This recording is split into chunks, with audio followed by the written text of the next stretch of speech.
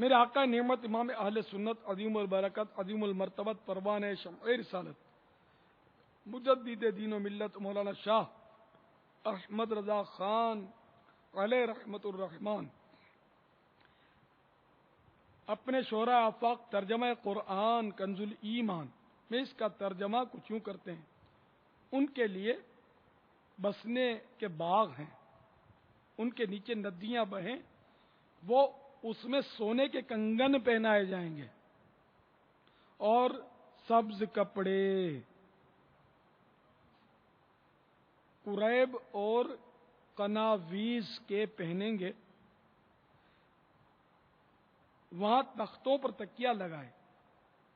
کیا یہ اچھا ثواب اور جنت کی کیا ہی اچھی آرام کی جگہ ہے. تو آپ نے دیکھا وَيَلْبَسُونَ ثِيَابًا خُضْرًا اور سبز کپڑے پہنائے جائیں گے اور سبز کپڑے.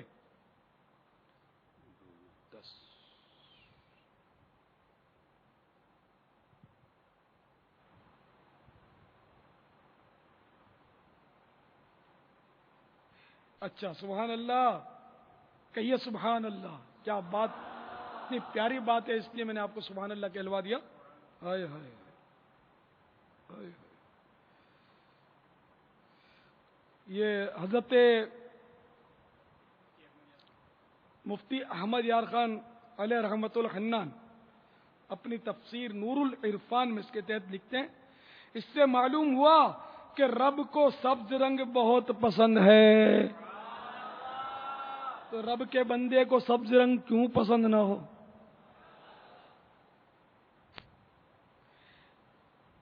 اسی لیے جنت کی زمین سبز. ہائے ہائے ہائے. یہاں جھنڈے کی بات نہیں، زمین کی زمین بھی سبز ہے. جنت کی زمین سبز. شہداء کی روحوں کا رنگ سبز. حضور صلی اللہ تعالی علیہ وآلہ وسلم کے روزے کا رنگ سبز وغیرہ. یہ دیوانگی بھری ماشاءاللہ تفسیر ہے، عشق بھری تفسیر ہے کہ رب کو سبز رنگ پسند ہے، جبھی تو وہ سبز لباس جنتیوں کا ٹھہرایا. اور غالباً وہ سبز ہی رنگ ہوگا لباس کا، اور کوئی رنگ نہیں ہوگا.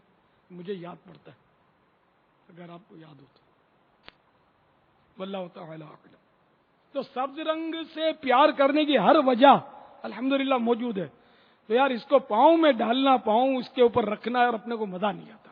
جتنے فضائل زیادہ سامنے آتے ہیں تو وہ مزہ جو ہے وہ کرکرا ہو جاتا ہے. سبز رنگ جب سامنے آتا ہے، کبھی سے پاؤں رکھنا پڑے گا تو سوچنا پڑتا ہے. سبز گھاس پر پاؤں رکھنا پڑے گا تو سوچنا پڑتا ہے کہ کیا کریں، مجبوری ہوتی ہے. اب جیسے پنجاب وغیرہ والے نہیں بچ سکتے کہ وہاں بہت سبزہ زمینوں پر ہوتا ہے. یہاں ابھی بچنا آسان ہے، لیکن وہ پارک میں سیر کرنے کے لیے جاتے ہوں گے تو پھنس جاتے ہوں گے. خیر جائز تو ہے، لیکن ہم عشق کے بندے ہیں، کیوں بات بڑھائیے.